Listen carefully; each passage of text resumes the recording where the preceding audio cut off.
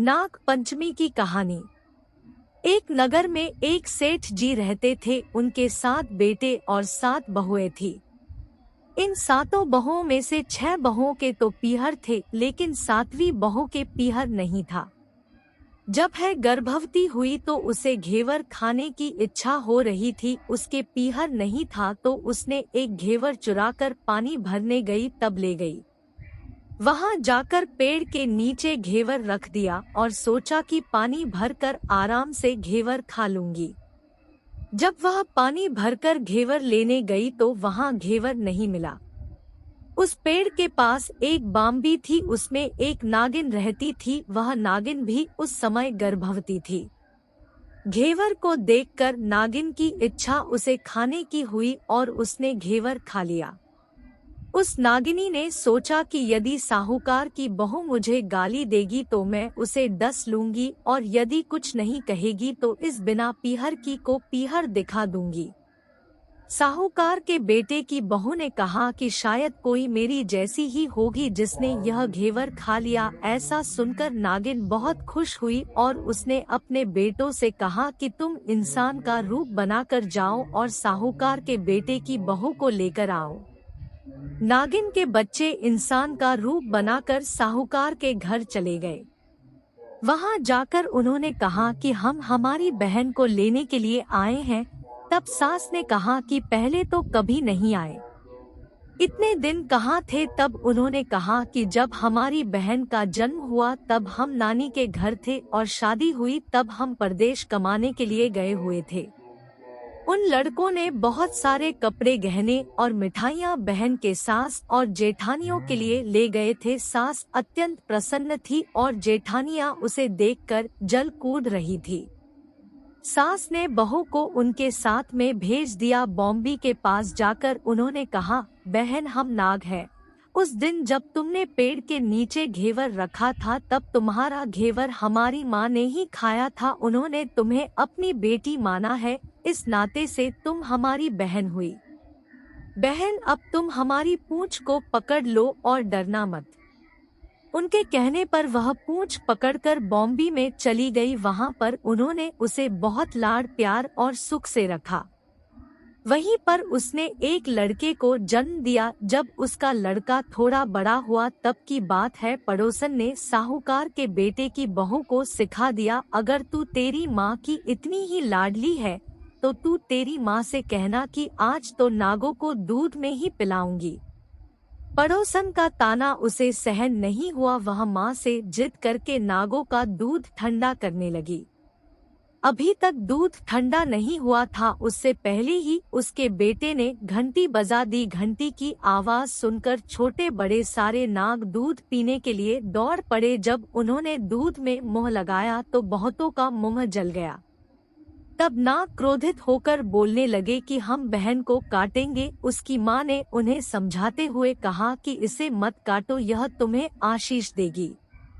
तब साहूकार के बेटे की बहू ने कहा, जियो म्हारा नाग नागिनी, जियो म्हारा खड़िया ओड्या बीर। बीर उठावे देखनी रो चीर, चीर तो फट जाव पण, बीर जीता रेवे।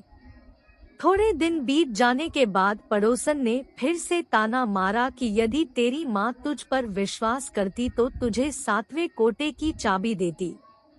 उसने माँ से जिद करके चाबी ले ली और जब ताला खोला तो अंदर झूले में बाबा नाग झूल रहे थे। उसने बाबा नाग से कहा, सत सिया राम बाबा।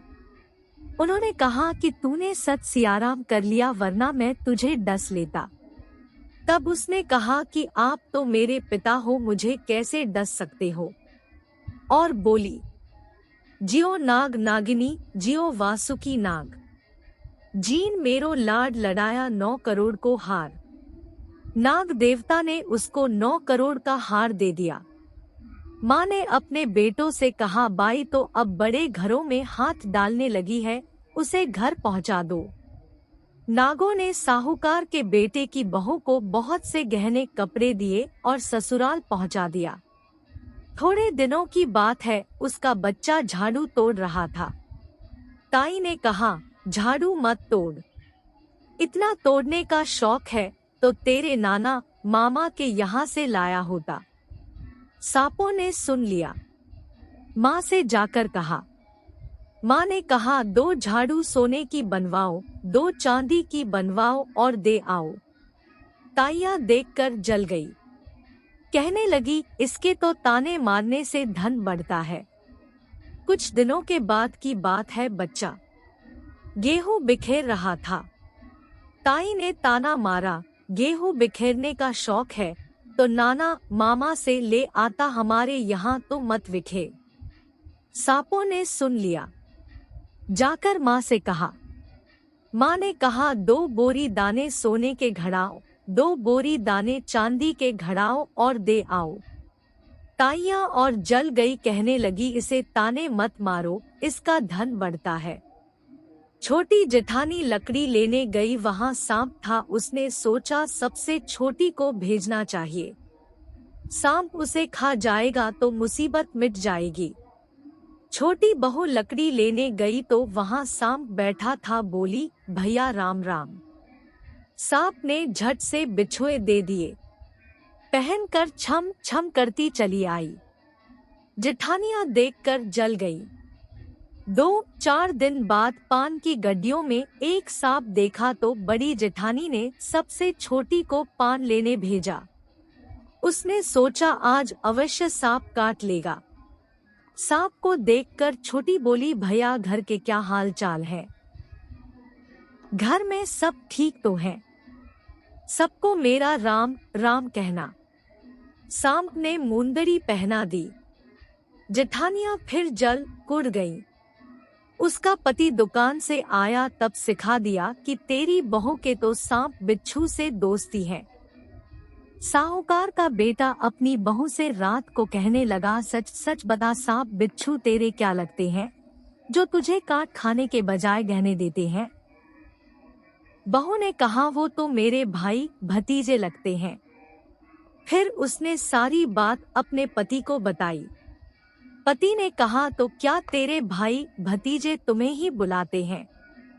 कभी अपने जमवाई को यानी हमें तो बुलाते नहीं हैं।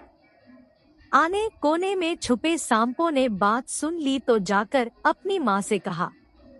माँ ने कहा, दोनों को बुला लाओ। वे इंसान का रूप बनाकर दोनों को व बच्चे को बुला लाए। खूब कपड़े गहने देकर तीनों को विदा किया। ऐसा समर्थ पीहर नाग पंचमी की कहानी कहने वाले को, नाग पंचमी की कहानी सुनने वाले सबको मिले। जैसी अनपीहरी वो पहले रही थी, किसी को भी न रखें। यह थी नाग पंचमी की कहानी। हम आशा करते हैं कि आपको नाग पंचमी की कहानी, नाग पंचमी व्रत कथा पसंद आई होगी।